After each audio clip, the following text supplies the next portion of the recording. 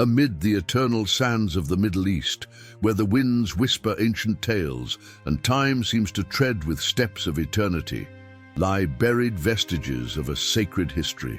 Stories that for centuries have been questioned, rejected, and even deemed myths by skeptical scholars. Yet today, these very narratives are being unveiled through excavations and astonishing finds that bridge the physical world to the spiritual.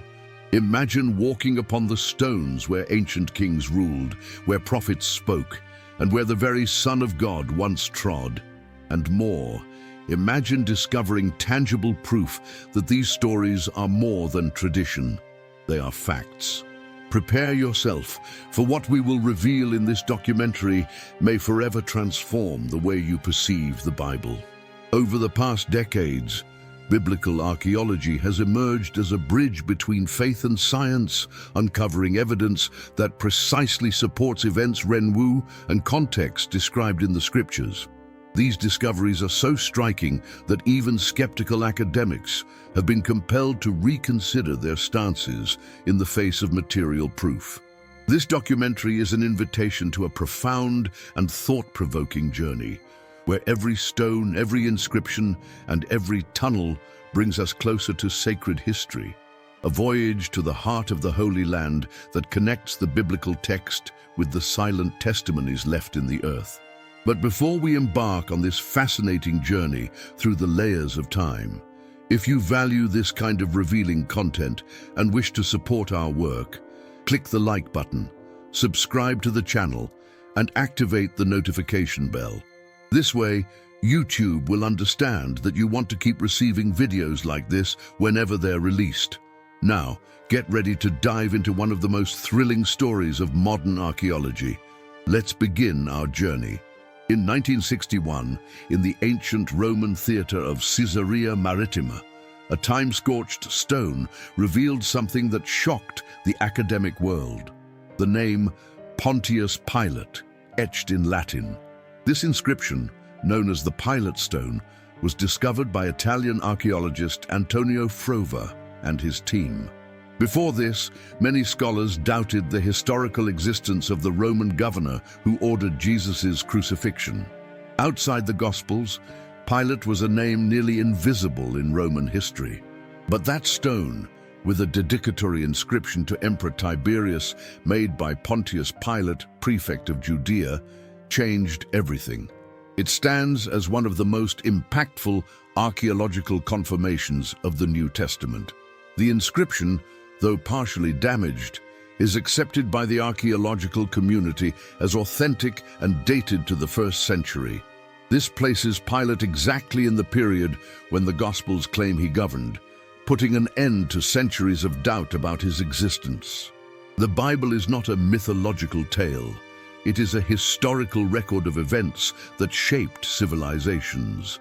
Following the footsteps of the Old Testament, we encounter an engineering feat that defies the limits of antiquity: the Hezekiah Tunnel.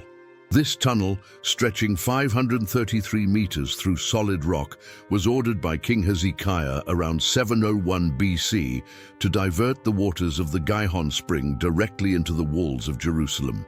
This was crucial during the siege by the Assyrian king Sennacherib.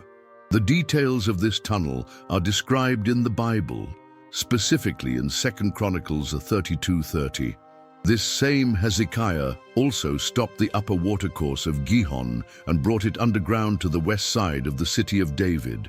During excavations in the 19th century, archaeologist Edward Robinson located the tunnel's entrance. But what astonished even more was an inscription found inside the tunnel, now known as the Siloam inscription. It precisely describes how two teams dug from opposite ends and met in the center, even detailing the distance and the sound of voices during the process. It is a technical and historical testimony that reinforces the biblical account with surgical precision. But the records of King Hezekiah and his resistance against Sennacherib don't stop there. In 1830, a clay prism inscribed with cuneiform called the Taylor prism was discovered, dated to 700 BC. And this artifact describes Sennacherib's military campaign against Judah, including the siege of Jerusalem. The prism states, "As for Hezekiah, the Judahite, I shut him up in Jerusalem like a bird in a cage." This account aligns with 2 Chronicles 32 and Isaiah 37, where the prophet declares that Sennacherib would not conquer Jerusalem. Though the prism lists the cities conquered and the massive tribute received from Hezekiah, it mysteriously does not mention the fall of Jerusalem. This is consistent with the biblical narrative, which claims that God miraculously intervened, causing the Assyrian army to retreat after the death of 185,000 soldiers in a single night. Josephus and Herodotus, in independent sources, confirm the occurrence of a plague or supernatural event. Once again, archaeology and the Bible walk hand in hand. The fourth major find that confirms biblical accounts is the Tel Dan stele, discovered in 1993 by archaeologist Abraham Biran. This Aramaic inscription from the 9th century BC directly mentions the House of David, representing the first extra-biblical evidence of King David as a historical figure. Until then, many experts considered David a mythical character, akin to King Arthur. But this discovery completely shifted the landscape. The stele was found in fragments that, when pieced together, reveal the account of an Aramean king boasting of defeating the king of Israel and a member of the House of David. The phrase is unequivocal and has been widely accepted as a direct reference to the Davidic dynasty. Thus, David ceases to be a legend and solidifies as an archaeological and political reality of ancient Israel. The next relic is the Mesha stele, or Moabite stone, discovered in 1868 in Dibon, modern-day Jordan. Standing over a meter tall and written in the Paleo-Hebrew alphabet, the inscription was erected by King Mesha of Moab to record his revolt against Israel after the death of King Ahab. The Bible, in 2 Kings chapter 3, mentions this event and the tribute paid by the Moabite king to Israel. The stele confirms the conflict, names the same characters, and even references the God of Israel, YHWH, making it the oldest extra-biblical record of God's name. The text of the Mesha stele also confirms the geopolitical context described in the scriptures, mentioning cities like Ataroth, Nebo, and Medeba, all cited in the Bible. This overlap between the sacred text and the ancient stone shows that biblical chroniclers were recording real events, not myths. The connection between the Bible and ancient history becomes even clearer with the Cyrus cylinder. Discovered in 1879 in the ruins of Babylon, this clay cylinder bears a decree from the Persian king Cyrus the Great, dated to 539 BC. In it, Cyrus announces the return of exiled peoples to their lands and the restoration of their religious temples. The Bible, in Ezra chapter 1, recounts this exact policy, highlighting that Cyrus permitted the Jews to return to Jerusalem and rebuild the temple. This convergence between the imperial decree and the biblical record is so precise that the Cyrus cylinder is considered by many scholars the first human rights document and one of the greatest historical confirmations of the Old Testament. Another find that stirred the field of biblical archaeology was the rediscovery of the Pool of Siloam, located in the southern part of the city of David in Jerusalem. In 2004, during routine pipe repair work, laborers stumbled upon a sequence of stone-carved steps. When archaeologists arrived, they realized they were facing one of the century's greatest discoveries. The Pool of Siloam is mentioned in the Gospel of John chapter 9, where Jesus heals a man born blind. According to the biblical text, after making mud with saliva and applying it to the man's eyes, Jesus commands, "Go, wash in the Pool of Siloam." The blind man obeys and returns seeing. For years, scholars claimed this story was symbolic, lacking historical basis, but the discovery confirmed that the pool truly existed and was located exactly where the Gospel said. Subsequent excavations revealed that the pool dates back to the Second Temple period, with structures from the 1st century BC.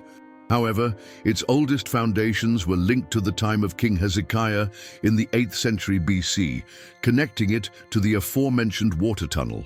Historian James H. Charlesworth declared this one of the most extraordinary archaeological confirmations of the New Testament, proving that the Gospels are not mere theology, but concrete history. Continuing our journey through discoveries affirming the biblical account, we arrive at the surprising revelation of the Hittite people's existence. For a long time, critics claimed the Hittites were a literary invention of the Bible. They appear in various Old Testament passages, including as allies, enemies, and even soldiers in David's army. Yet, until the late 19th century, there was no archaeological evidence of their existence. That changed in 1906, when archaeologist Hugo Winkler discovered the ancient Hittite capital Hattusa in modern-day Turkey. Over 10,000 clay tablets written in cuneiform were found, documenting the Hittites' language, religion, laws, and diplomatic treaties. This evidence not only confirmed their existence, but revealed them as one of the ancient Middle East's greatest powers.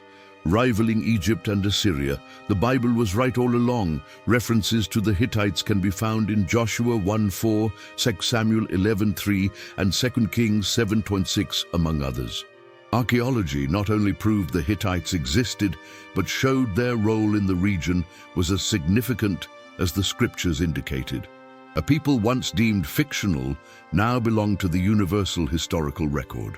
We now come to a discovery involving one of the Bible's most intriguing figures, Balaam, son of Beor. He appears in Numbers 22-24, hired by Balak, king of Moab, to curse Israel. Though involved in pagan practices, Balaam is portrayed as a prophet, able to hear God's voice, ultimately pronouncing blessings on Israel. In 1966, a Dutch archaeological expedition at Deir Allah in Jordan uncovered plaster fragments with inscriptions mentioning Balaam, son of Beor. Written in Aramaic, the inscription recounts prophetic visions and dialogues with deities, describing Balaam as a seer of the gods. The similarity to the biblical portrayal is striking. The fragments were dated to around 800 BC, just a few centuries after the events described in Numbers. This is the first and only extra-biblical evidence of the prophet Balaam. The inscription reveals he was a known figure in the region, with his words carrying spiritual authority. This places the biblical account in a real historical context, where prophets like Balaam wielded influence beyond Israel's borders. The Deir Allah inscription also mentions pagan deities and cosmological details that shed light on the era's spiritual and religious environment. The Bible, in mentioning Balaam, doesn't invent him, but places him within a known context of visionary figures circulating in neighboring kingdoms. This bolsters the scripture's veracity, even in their most mystical parts. Now, turning our gaze to the Bible's physical structures and monuments, we find something even deeper: the weight of the covenant between God and his people etched in stone itself. These finds are not just archaeology, they are silent witnesses echoing the spiritual truth of the word. When a stele declares the house of David, when a tunnel reveals a king's preparation to resist oppression, or when a Persian cylinder grants religious freedom to God's people, we're not talking about symbols, we're facing evidence that upholds faith. These discoveries also play a crucial role in the clash between skeptical criticism and biblical tradition. For centuries, the Bible was discredited for lacking sufficient material proof. Many claimed it was a jumble of legends, myths, and religious propaganda. Yet with each excavation, each fragment, the biblical narrative resurges stronger as a resilient and powerful record of a people, a faith, and an eternal covenant. And most remarkably, these discoveries don't just confirm names and places, they reveal contexts, political relationships, customs, infrastructure, rituals, and even emotions. When we read of Balaam's anguish upon receiving a vision or Sennacherib's humiliation before God's invisible hand, we're accessing not just historical facts, but human experiences woven into a divine plan. Thus, biblical archaeology is not merely a science of the past. It's a spiritual journey in the present. It's as if the land of the Bible still speaks, still cries out to be heard, offering its stones, tunnels, and steles as living witnesses to all that was written. The Bible doesn't need proof to be true, but God, in His mercy, allowed these evidences to emerge to strengthen hearts and open the eyes of those who still doubt. And each of these discoveries serves as a call to us all, a call to return to the Word, to rediscover faith, to understand that everything prophesied, everything recorded, has a real foundation. We're not talking about stories detached from reality. We're talking about a history that shaped the world and remains alive, revealed with each new excavation. If you've made it this far, it's because you thirst for truth. And the truth, as Jesus said, sets us free. May each piece of evidence presented here serve as an anchor for your faith. May you, gazing upon these ancient stones, hear God's voice saying, "My word endures forever."